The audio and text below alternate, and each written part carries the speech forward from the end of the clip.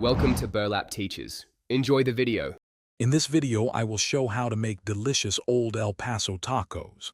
First, gather all your ingredients, including the taco shells, seasoning, and your choice of protein.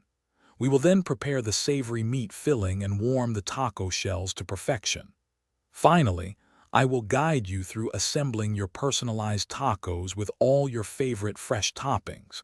It is a simple process for a fantastic meal. Let's start by cooking the delicious taco filling.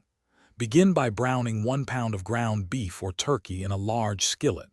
Once cooked, drain any excess fat to keep your tacos light and flavorful.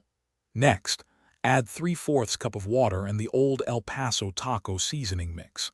Stir everything together well and let it simmer for about 10 to 15 minutes until the liquid is absorbed, creating a rich, savory filling. While your meat simmers, let's get the shells and toppings ready. Preheat your oven to 325 degrees Fahrenheit. Place about 12 Old El Paso taco shells on a baking sheet and warm them for 5 minutes to ensure they are perfectly crispy. Meanwhile, prepare your fresh toppings like shredded lettuce, diced tomatoes, and shredded cheese.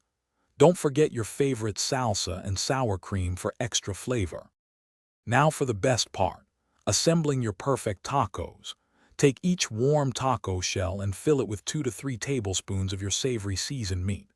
Then, pile on your favorite fresh toppings, like crisp shredded lettuce, diced tomatoes, and plenty of shredded cheese.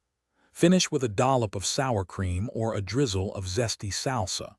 Serve your delicious Old El Paso tacos immediately and enjoy your fantastic meal. Thanks for watching. Consider subscribing if this video helped you.